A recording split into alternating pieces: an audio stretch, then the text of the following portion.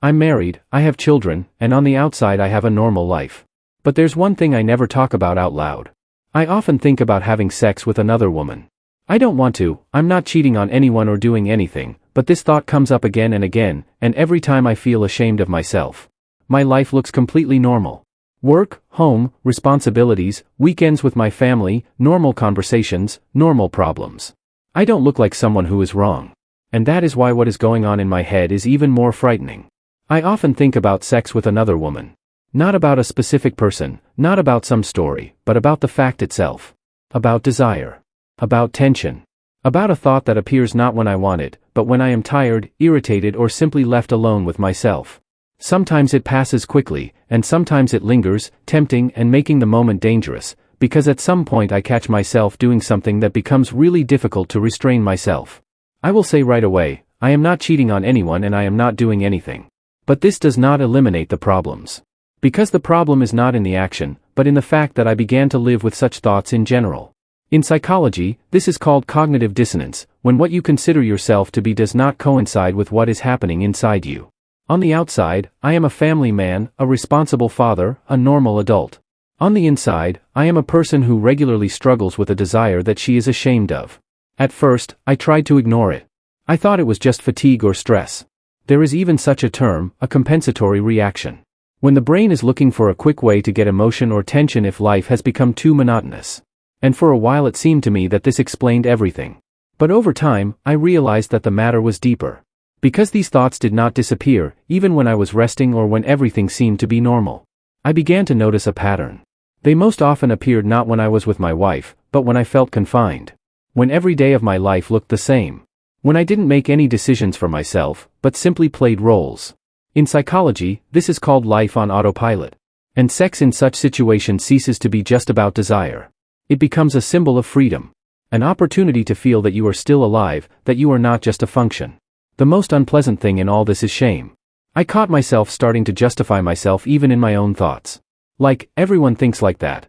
Like, it's normal. But the more I tried to calm myself down, the stronger the internal pressure became. A simple mechanism of repression works. The more you forbid yourself from thinking about something, the more often your brain returns to it. And then the thought no longer just appears, but begins to insist.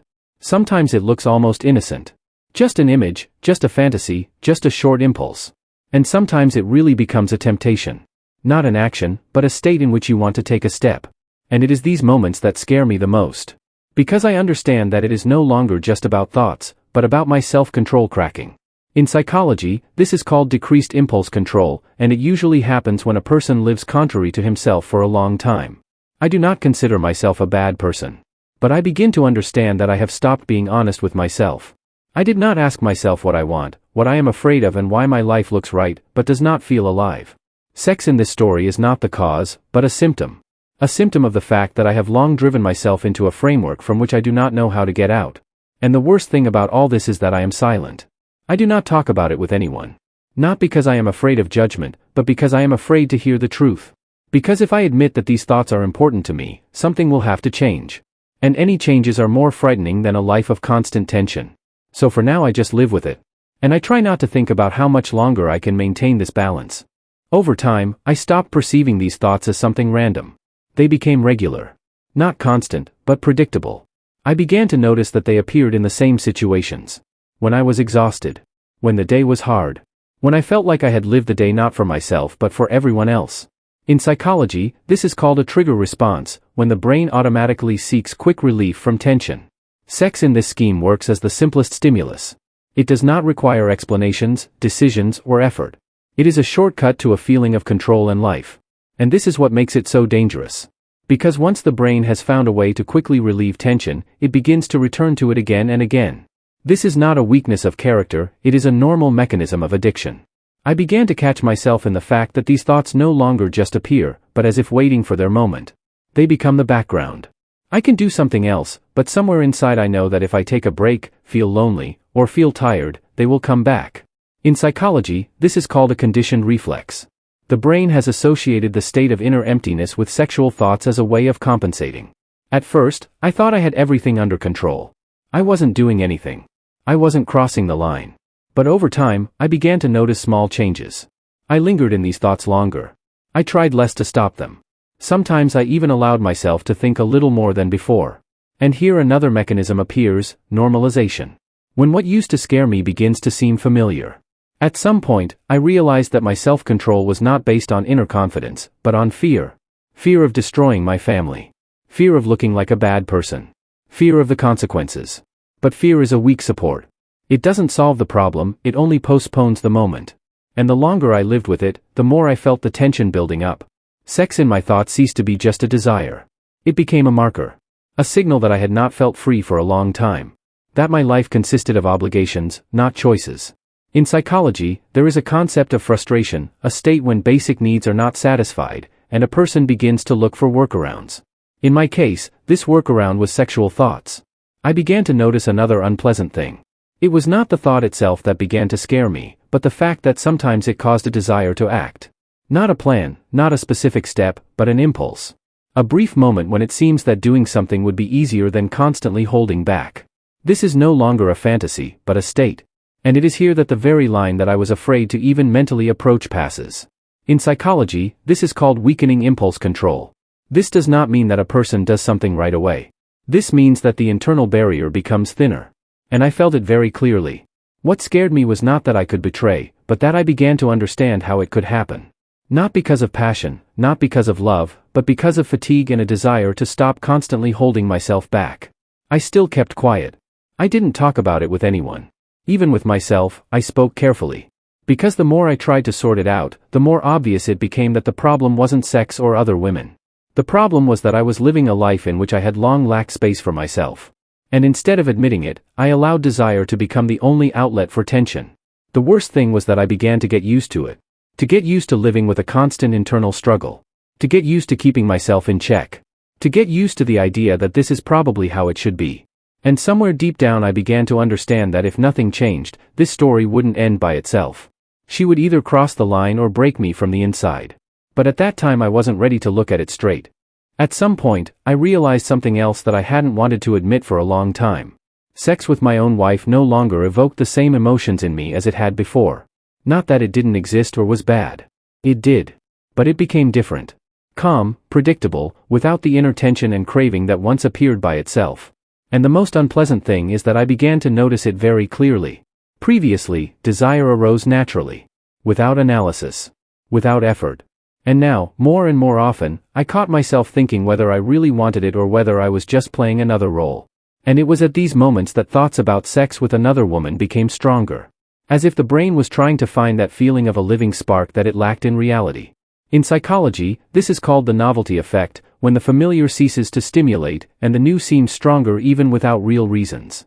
I tried for a long time to convince myself that this was normal. That in long-term relationships it is like this for everyone.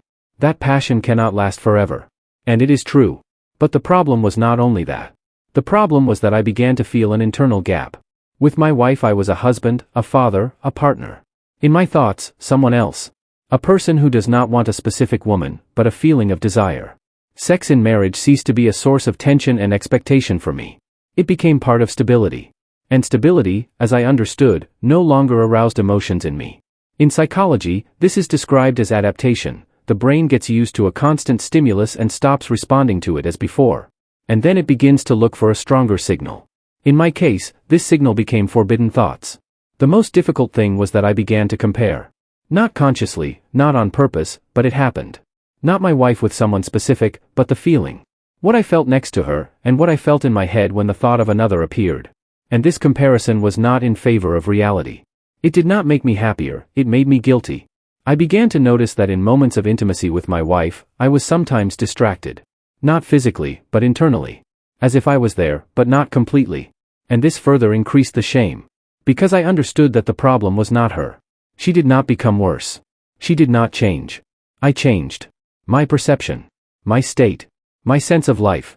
In psychology, there is a term emotional alienation. This is when a person ceases to be fully present in a close relationship, even if everything looks normal on the outside. I recognized myself in this.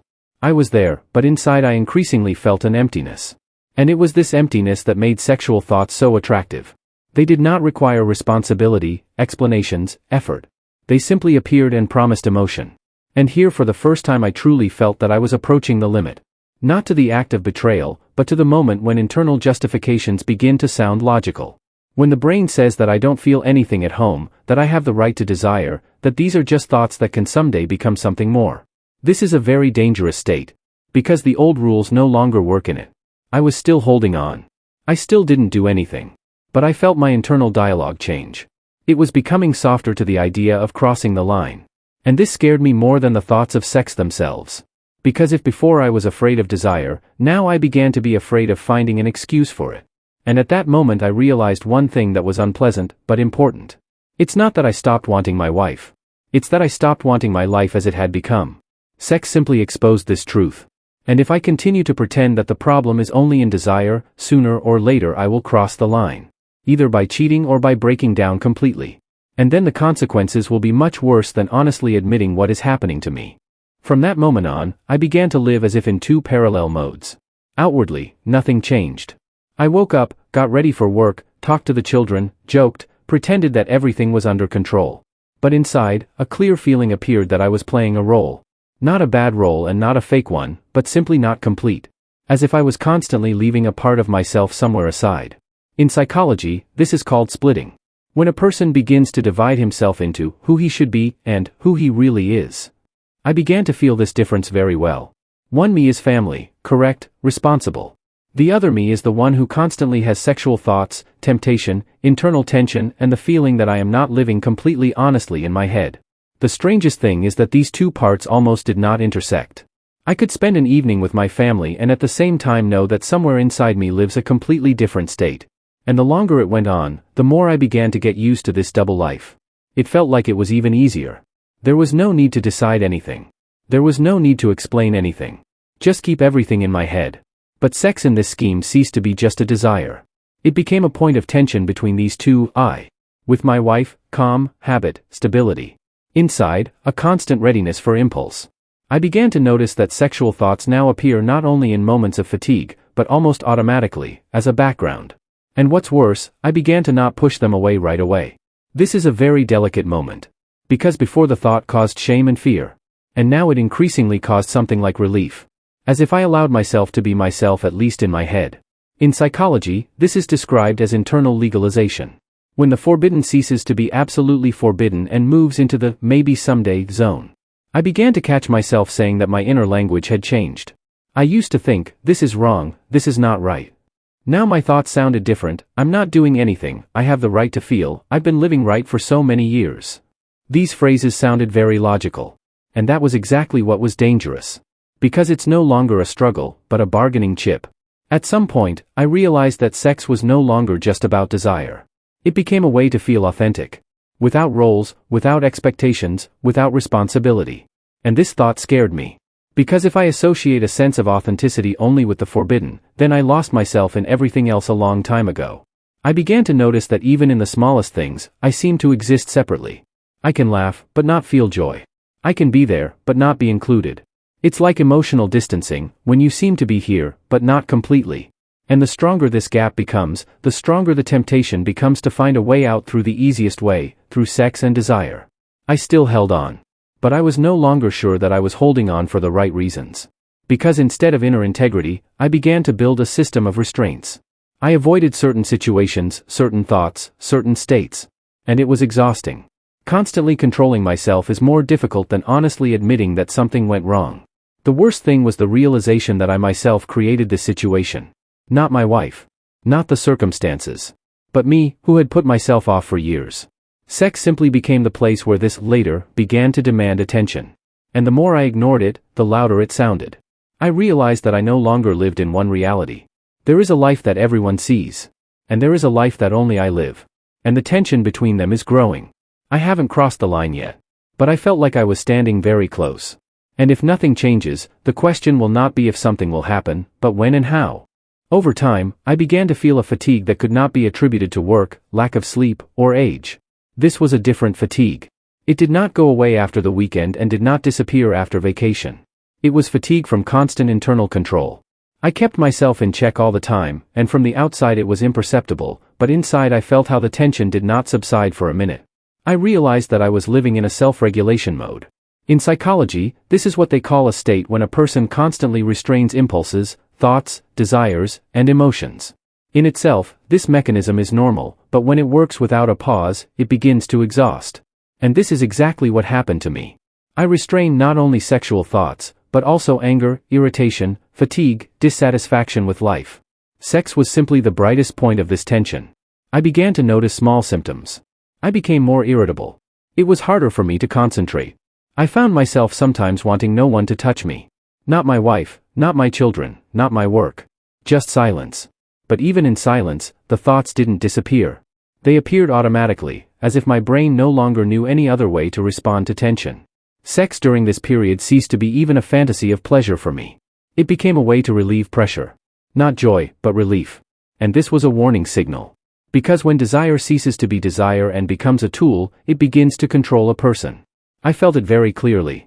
I began to notice that in moments of severe exhaustion, the desire to act appears more sharply. Not because I want someone, but because I no longer want to restrain myself. This is an important difference. In psychology, there is a concept of ego depletion, a state when the resources of self-control are exhausted, and a person becomes more impulsive. I recognized myself in this description. The worst thing was that I began to lose my sense of boundaries. Not in the sense of actions, but in the sense of internal prohibitions. What had previously seemed impossible now began to look like something that could be explained, justified, rationalized. And this scared me more than any fantasy. Because I saw how logic was gradually changing. I felt constant shame. Not acute, but background. It was always with me. I could smile, talk, fulfill my duties, but inside I constantly had the thought that I was not living a completely honest life. Not because I had done anything, but because I had allowed this state to become the norm. I began to avoid intimacy with my wife not only physically, but also emotionally. Not because I disliked her, but because it was difficult for me to be around her, knowing that inside I was constantly fighting. This further increased the distance and closed the circle. The less intimacy there was, the stronger the tension became, and the more often sexual thoughts appeared as a way of compensation. I understood that it was impossible for so long. But I also understood that I was afraid of any decision. I was afraid to speak. I was afraid to change. I was afraid to destroy what I had built over the years. And at this point a very dangerous desire appeared, to simply do nothing and hope that everything would somehow be resolved on its own. In psychology, this is called avoidance. When a person sees a problem, but does not touch it, because he is afraid of the consequences. I caught myself doing this. I lived day after day, as if postponing a conversation with myself. But the tension did not disappear. It accumulated. And I felt that either I would begin to look honestly at what was happening to me, or this state would sooner or later force me to do something that I would later regret. And it was during this period that I realized that the greatest danger is not in sex and not in desire. The greatest danger is in fatigue. Because a tired person stops keeping boundaries not because they want to, but because they can't anymore. Now, when I look back, I understand that nothing drastic happened. There was no moment when everything broke off or turned upside down. There was no big explosion. There was a slow change that happened almost imperceptibly. I simply learned to live with this condition. I did not solve it, I did not defeat it, but I learned to carry it within myself. Sexual thoughts did not disappear. They did not become weaker and they did not become stronger. They simply became part of the background. Like noise that you get used to. Sometimes they appear less often, sometimes more often, but they no longer cause such horror as before. Not because the problem was solved, but because I stopped reacting to it emotionally. It is not relief. It is more like dulling. I am still married. I still live in the same family. I still fulfill all my roles. Nothing has changed on the outside. But inside I have become different. I have become quieter. More careful. Less alive. I kind of accepted that I no longer lived a part of myself, but simply controlled it. Sex with my wife never brought back the emotions that were there before. It remained part of the intimacy, but it did not become the source of the tension that I now seek in my thoughts. I no longer expect anything special from it. And there is something sad in this, but also something honest. Because I stopped lying to myself that everything can be returned without changing anything. I noticed that I had learned to live with a constant internal limitation. I know in advance where my limits are, and I avoid everything that can shake them. Not because I am strong, but because I am tired. In psychology, this can be called adaptation. When a person does not resolve the conflict, but adapts to it in order to survive. Sometimes I think that it would be easier to do something. Not because I want betrayal or destruction, but because the action seems easier than the constant internal struggle. But this thought quickly passes. Because with it comes an understanding of the price. And this price for me is still higher than the tension I live with. I no longer look for excuses. I don't tell myself that everyone lives like this or that it's normal. I also don't say that it's a disaster. It's just my condition. My compromise. My life is in the form in which I can currently endure it. Maybe something will change someday. Or maybe not. I stopped making plans around it. The strangest thing is that over time I stopped feeling acute shame. It didn't disappear completely, but it became deaf. I no longer scold myself for every thought. Not because I accepted it, but because the constant self-blame ate up more than the desires themselves. This doesn't mean that it's easy for me. It means that I learned to survive in this state. I didn't become better and I didn't become worse. I became different. Less naive. Less idealistic. I no longer believe in easy answers and quick solutions. I see how easily a person can find themselves trapped between who they are and who they should be. And how difficult it is to get out of this trap without destroying everything around them. Sometimes I think that the scariest thing in this story is not sex or desire. The scariest thing is how easy it is to get used to not living to the fullest. How easy it is to convince yourself that this is normal. How easy it is to drown out what has been asking for attention inside for a long time. I don't know how it will end. Maybe nothing. Maybe this is exactly it, a quiet life without sudden movements, but also without real freedom. I don't give answers and I don't draw conclusions. I just honestly talk about what is happening to me. Because perhaps the most important thing in this story is not what I feel, but that I have finally stopped pretending that it doesn't exist. I thought I had learned to live with it. That I had found some kind of inner balance. There are thoughts, but I hold them in. There is tension, but I cope. It seemed that I had simply accepted a new version of myself and that this would always be the case. But over time, I began to notice small cracks in this stability. At first, it was little things. Thoughts began to appear not only in moments of fatigue, but also when they had not been there before. When the day was calm. When nothing special was happening. And it was strange. Because before I knew exactly where they came from.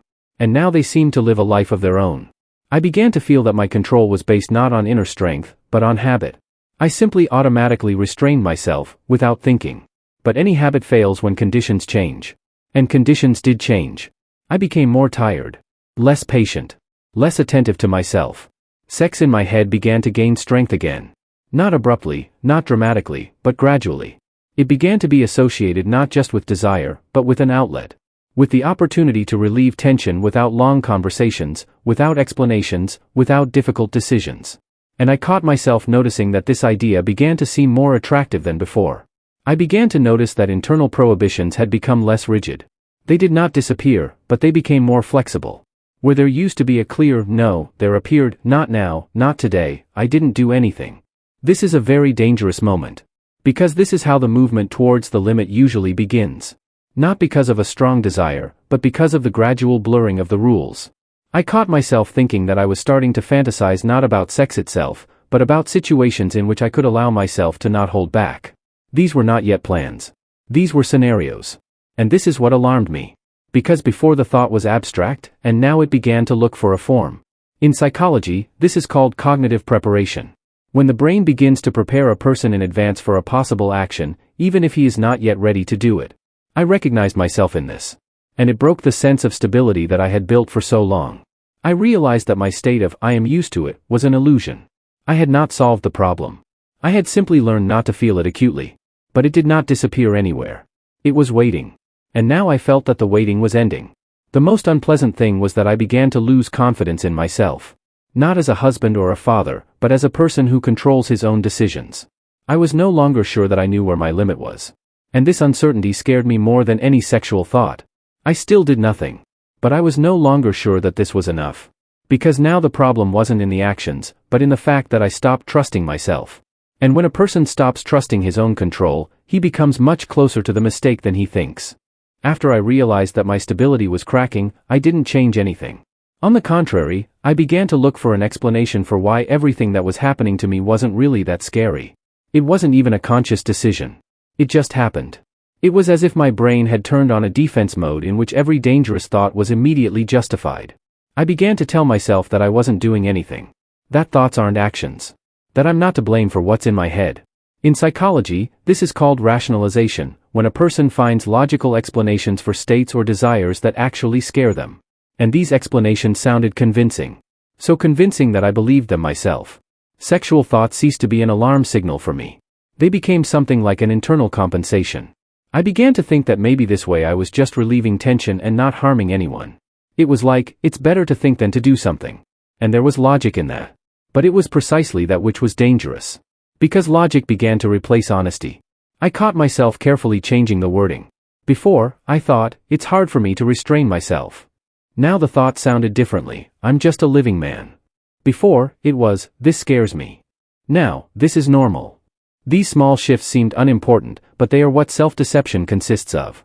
I even began to compare myself with others. Abstract images appeared in my head. They say, there are people who really cheat, destroy families, live a double life, and I'm not like that. I just think. I just restrain myself. This is a classic mechanism for reducing responsibility. When you look at extreme examples in order to look better against their background. Sex in this logic became something permitted at the level of thoughts. It was as if I had given myself an inner permission. Not directly, not openly, but clearly enough. And along with this came another feeling, a slight relief. As if I had finally stopped fighting with myself. But this relief was deceptive. Because with it the tension that had previously held me back disappeared. I began to catch myself that the boundary in my head had become mobile. It was no longer a clear line. It had become a zone. A gray zone in which you could stay for a long time, without formally crossing anything, but gradually approaching the edge. In psychology, this is called the slippery slope effect. When each individual step seems insignificant, but the general direction is obvious. I increasingly thought not about whether this was right, but about how to avoid the consequences. This was a very alarming signal. Because when a person begins to think about the consequences instead of the causes, he has already internally accepted the possibility of action. I did not realize this right away, but in retrospect it became obvious. My inner dialogue changed completely. Where there was fear, caution appeared.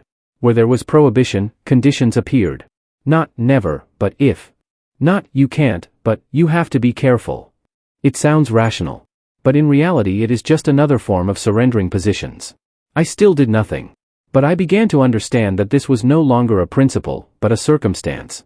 I did not act not because I did not want to, but because there was no convenient moment. And this thought scared me. Because it meant that control was no longer based on values. It was based on the situation. And at that moment I clearly realized for the first time, I was no longer honest with myself. Not in the little things, but in the main things. I stopped calling things by their right names. I covered up desire with logic, and fear with reason. And if I continue on this path, the next step will no longer be in my head. It will be in reality. I still had a chance to stop. But I also understood that when a person goes so deep into self-deception, they usually don't stop themselves. They are stopped either by an external event or by a mistake. And I began to feel that something like that was coming. It didn't happen suddenly and it didn't seem like anything special. There was no plan, no expectation, no feeling that something was going to happen right now. Everything seemed ordinary. That's what made the moment so dangerous. I found myself in a situation where there were no outsiders, no control, no familiar framework. And for the first time in a long time, I clearly felt, if I took a step, no one would stop me. I remember this feeling very clearly. Not as a flash of passion, but as a strange clarity. As if the noise in my head disappeared for a second, and there was only one question left, to do it or not. Without morality, without long reflections, without internal prohibitions. Just an opportunity that lay right in front of me. The sexual thought at that moment ceased to be abstract. It became concrete. Not in the form of a fantasy, but in the form of a reality that you can reach for. And that's what scared me. Because I realized that I had been holding back before, not because I had always been strong, but because there simply wasn't such a moment. I felt the perception of consequences change. What had previously seemed difficult and scary suddenly became distant. As if it wasn't about me. In psychology, this is called temporary devaluation of consequences. When the brain is so focused on the possibility that everything else recedes into the background.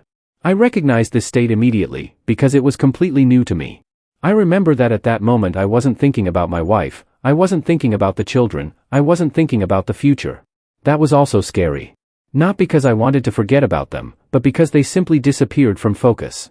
All that was left was me and the feeling that something important was being decided now, but I didn't yet understand what exactly. I caught myself thinking that I was starting to look for excuses right in the process. That it was accidental. That it didn't mean anything. That it didn't look like betrayal. It was the same rationalization, but now it was working at full speed. Not as a background, but as an active mechanism that pushes forward. And I realized how quickly the brain can adjust reality to desire. At some point, I felt a physical tension. Not excitement in the classical sense, but the tension of a decision. I was not pulled forward, I was pulled to stop holding back. These are different things. I didn't want someone in particular. I wanted this state to end. And action seemed the easiest way to do it. I was literally one step away from the edge. Not because someone was pushing me, but because I had reached it myself. And at that moment I saw myself from the side. Not as I used to think of myself, but as I could be. And this was the most unpleasant discovery in all this time. I realized that if I took this step, it would not be a betrayal out of love or passion. It would be a betrayal out of fatigue. Because of the emptiness inside. Because of the desire to stop controlling myself. And that thought really scared me. Because it meant that it was no longer about sex. I won't tell you what happened next. Not because it's a secret, but because it's not about action. The point is that I came out of that situation a different person. Not cleaner and not worse. Just a person who saw how thin the line is between "I would never do that" and "I can do it right now." After that moment, I could no longer go back to my previous state. Even if nothing had changed on the outside, something had shifted inside. I lost the illusion of my own control. I realized that my stability was fragile, and that next time I might not stop. And that knowledge stayed with me. I moved on with my life. But now I carried this experience with me. Not as guilt, but as a warning. And I knew that the next part of this story wouldn't be about what happened, but about how to live after you've seen the real you and you didn't like it. After that moment, I lived for a while as if nothing had happened. I did the same things, said the same things, went home, and did my chores. Everything looked perfectly normal on the outside. But inside, there was a pause. It was as if there was a small gap between me and my actions, in which I had time to think, what was I really feeling right now? I could no longer tell myself that everything was under control. Not because control was gone, but because I saw how conditional it was. I realized that I was not holding on to strength of character, but to fatigue from the consequences. These are different things. Before, I had thought that my abstinence was a choice. Now I saw that it was more of a compromise that I confirmed every day. The sexual thoughts did not disappear. But they had changed. They no longer seemed like a way out and did not promise relief. They became a reminder. Every time they appeared, I felt not excitement, but a tense awareness, something is wrong with me, and I know it. It didn't make them weaker. It made them harder. Sex with my wife became even more difficult after that. Not because it became worse, but because I could no longer hide behind habit. I felt when I was really there and when I was just playing a role. And this knowledge gave me no peace. Because now I saw distance not as a temporary state, but as a part of myself. I became more attentive to my reactions. I noticed how quickly the brain tries to simplify everything to desire. How easily it looks for a shortcut. But at the same time, I also noticed fatigue. Fatigue from constant analysis, from the need to be honest with myself without the ability to change anything quickly. In psychology, this is called a post-crisis state. When illusions are destroyed, and there is still no new support. I did not start looking for a solution. I didn't go to fix anything or break anything.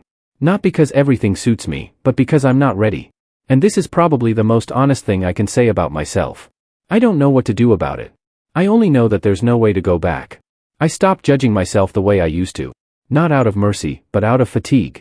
The constant internal judgment didn't give me anything except even more tension. Now I just record. Record my thoughts. Record my state. Record the moments when it's hard for me. This is not acceptance and not struggle.